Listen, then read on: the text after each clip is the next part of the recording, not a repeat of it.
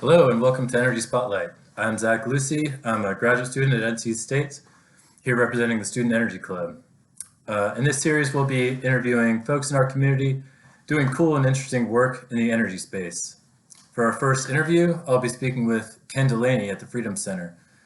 Ken is Director of Industry and Innovation at FREEDM, and among his many responsibilities is connecting the needs of industry to the research going on at FREEDM. And here's my interview with Ken. The Director of Industry and Innovation at the FREEDM Systems Center at NC State. FREEDM is basically a smart grid research center, but we're affiliated with the Department of Electrical and Computer Engineering and have dozens of graduate students, about a dozen faculty actually, that guide research in power systems and power electronics. And so we have a mission to broadly to make it easier to connect renewable energy resources to the grid. But we do work in electric transportation, work in what are called wide bandgap semiconductors, do power systems evaluations for electric utilities, and also do the whole renewable energy integration thing into the grid. So your question was about my journey and, how did I wind up, at NC State? So, if we go way back, I've always been interested in environmental issues and energy since college. In my undergraduate, chose mechanical engineering, partially because of the energy focus. But even before that, in high school, had an interest in environmental issues and realized that energy was going to be the field where I eventually wanted to wind up. After my first job at an environmental agency in South Carolina, I decided to go to graduate school, and I specifically picked a graduate school based upon their emphasis within electric vehicles. And so I, did not do research at the University of Texas for my master's degree on electric vehicles writ large, but on a very particular application of using flywheel energy storage for electric buses, for example. And even that, I was even more narrow focused. I was looking at, the containment system. How do you got to put that, spinning mass in a box, so in case you do have a failure that you're able to contain the energy. And so I worked on that.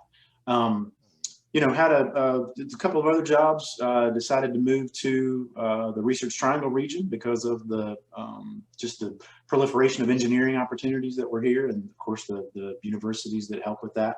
And I joined a nonprofit that was focused on energy efficiency, worked there for nearly a decade, really enjoyed it. And because of the connections that I had there, it enabled me to come into this role at NC State, which I really do enjoy. Gotcha. Can you tell us a little bit about your role as Director of Industry and Innovation at the FREEDM Center? Sure. It's a big fancy title, and there's a lot of mundane parts that go into that. But so FREEDM as a center has industry members that are sponsors of some of the research that we work on. They pay a fee, belong to the center, and then receive benefits for that. And those benefits include access to research, the ability to collaborate in a research environment, sometimes with some of their competitors, but then also access to talent, which is our name for students, right? So they love our graduates, and that's the primary reason for some of the members to be affiliated with the center. But so I help to manage those relationships. I also handle some of our marketing activities. I get to order the shirts and the pens and the coffee mugs and that kind of stuff. Website, just had a meeting before this talking about website content. The other half of my job, so dealing with those industry relationships and representing the center in general to the public. But then the other piece is that I help move some of the inventions that we create with those research dollars, move those to commercialization. So that includes forming startups, working with the NC State Office of Research Commercialization on patent protection. And that's another really interesting piece of this role. As a part of it too, I also give career advice to students, whether it's reviewing LinkedIn profiles or helping them make connections to internships or companies that they're interested in. So I do a lot of different things, but all of it is still, helping to push the research that the faculty and the students perform to really move ahead in this energy space to allow more renewables and help electric vehicles be more efficient, all that great stuff. So it's a very rewarding role. Great. What research currently going on at the Freedom Center are you most excited about? Well, it's like asking me, who's my favorite kid? Yeah. And you can't really say that. But I do have several that I'm more actively involved in than some of the other research projects. But like I said, it's everything from, power systems to power electronics to, materials research on the little tiny power electronics devices, the little tiny switching MOSFETs that we use in some of the power electronics. But there's one that is, it's an open source communications platform that has applications to microgrids. And it's got, an acronym that only an academic could love, but it's the Resilient Information Architecture Platform for Smart Grids, RIAPS. And I've been spending a lot of time working with other open source organizations and promoting that and getting involved with that to help see that open source platform move to commercialization. So working on pilot projects and things like that. So RIAPS is takes up a good bit of my time and is a really exciting opportunity because it's one of those things that has the potential to really change the industry and scale greatly. So that's one that's really exciting. And on the electric vehicle side, one of the projects that we've worked on that didn't get a whole lot of press because it wasn't, a breakthrough technology. It wasn't the first, DC fast charger to use silicon carbide devices. It's not the biggest that we've built so far, but it's a small DC fast charger that I think again will serve a market niche for electric vehicle charging because it's so compact. I mean, this thing is, it's like this big. It weighs, maybe 50 pounds. And it's just amazing that's one of the things that Freedom does, right? We take the magic of these new breed of power semiconductors and we can pack more power into a smaller box, basically, when you put it in, layman's terms. That's what we've been doing. And so this thing it's just tiny. So I'm amazed that we can do that and really excited about some of the commercial potential for that. And then some of the work that went into that is also applicable to one of our core technologies called a solid state transformer. And we just keep building new generations of that and finding ways to, increase the voltages where it works and increase the capabilities and the software that surrounds it to make that another one of those game changer technologies. I think has a little bit longer term application, a little longer term time horizon than that small DC fast charger. But those are three of the ones that I'm really most interested in and really excited about. Neat. Well, we touched on this a little bit, but could you expand on what the Freedom Center has going on in the renewable energy space? Sure. Yeah. As I like to explain to people, we don't make solar panels. We make it easier to connect solar panels to the grid. We don't make electric vehicles, but we make, better motors, more high efficiency motors. We help with battery management algorithms. And I've already mentioned some of the charger applications.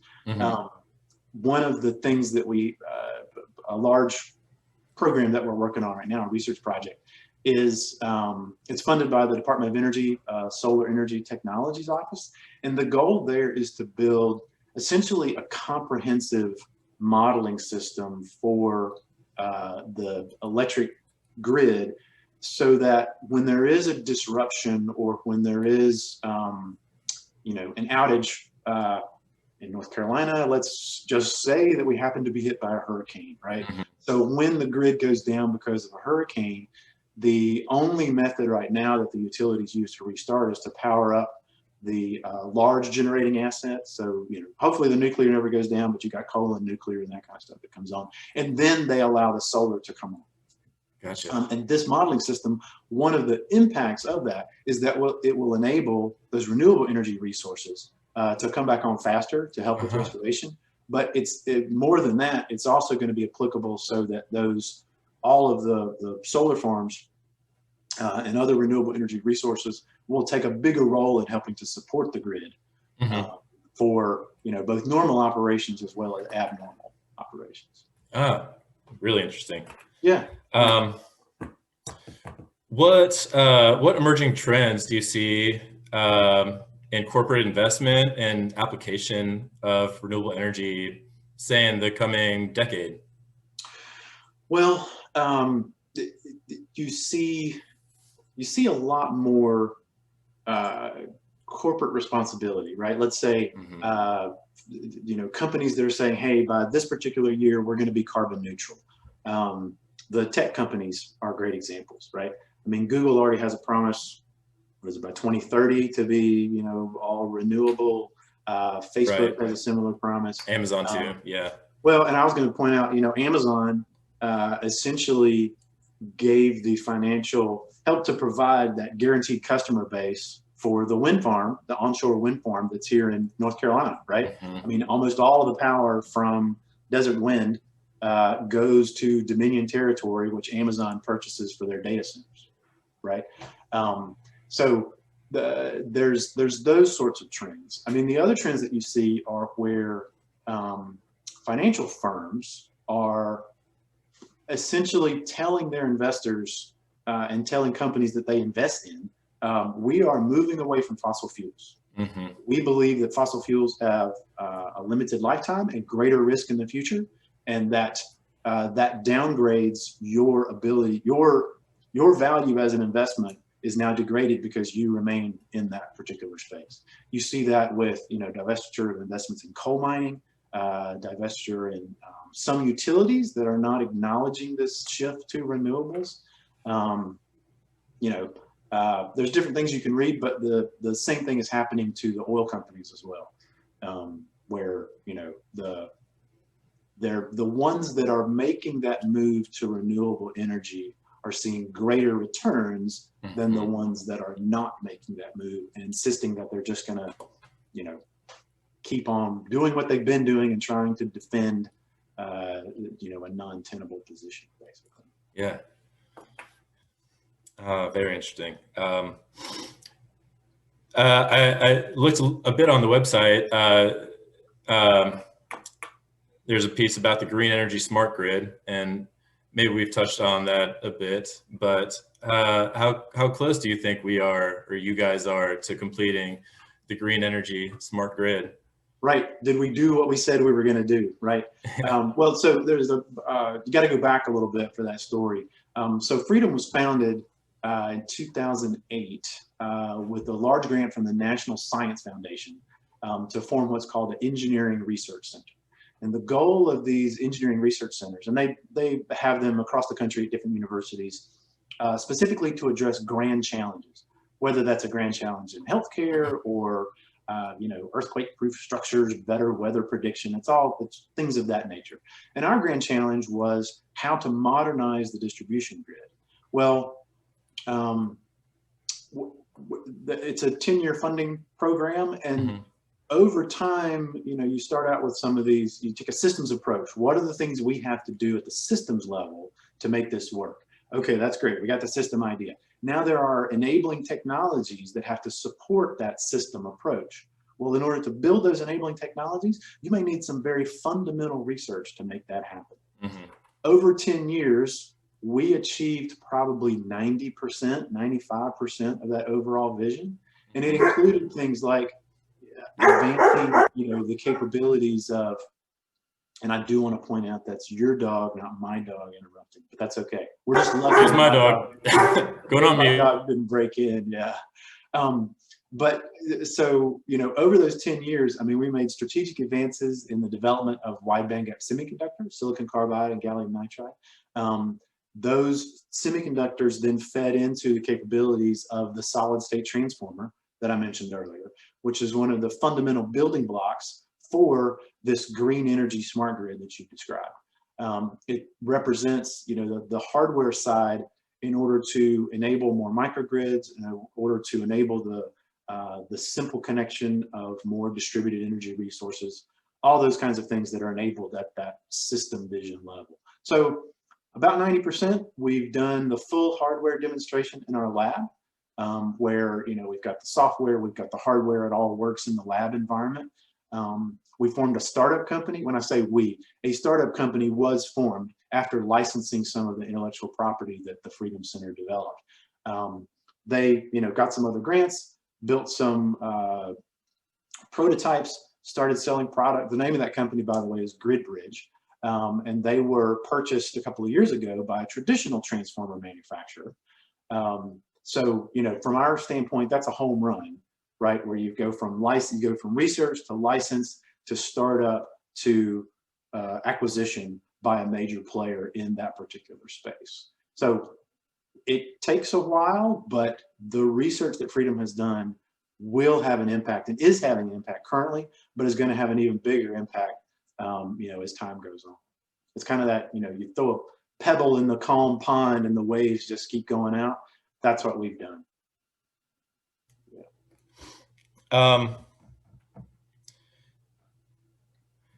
Yeah, we've touched on this a decent bit too, but NC State, it's a research academic institution. How does the FREEDM Center kind of bridge the gap between, academics doing more narrowed scope research and real challenges faced by the industry?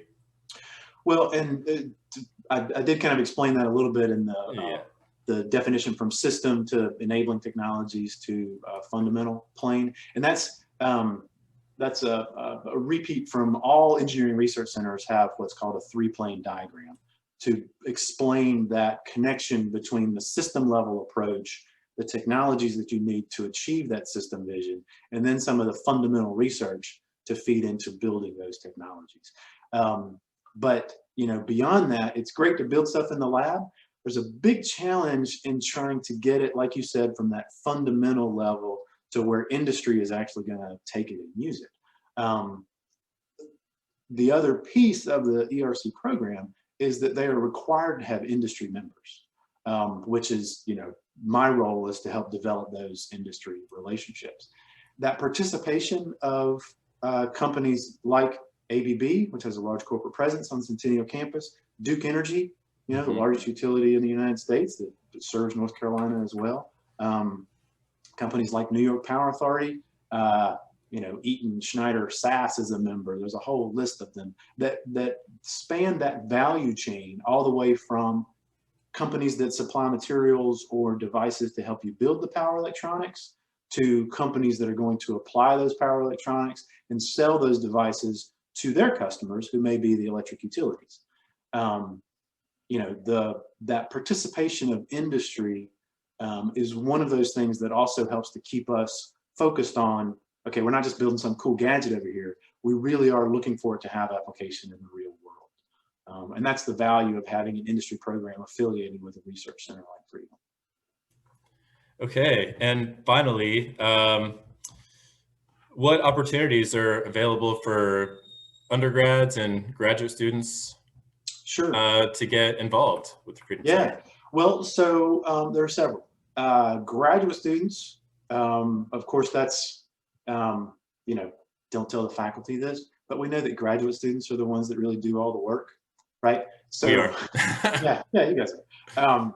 But there's research associate opportunities, so you can be an RA as a graduate student. And the key there is to find a faculty member that has that's doing research in an area that aligns with your particular interests. So at FREEDM, we have, it varies semester to semester, but we have about 80 to 100 graduate students, predominantly from electrical engineering, that are affiliated with the center. Sometimes we'll have some from, the civil engineering or materials or mechanical that are engaged, but most of them are electrical engineering because of the nature of our work. So that's where the majority of our graduates and masters and PhD come from, is from that cohort of research associates. But we do have opportunities for undergrads. If you've heard of the research experience for undergraduates, it's an REU program. That's where centers like FREEDM get funding from the National Science Foundation, and that allows us to hire REUs for the summer. way back, I was an REU at Georgia Tech in physics and did some research on, I even forget what it was now. But, you know, so just to say, you want to be an REU, look at what can happen to you.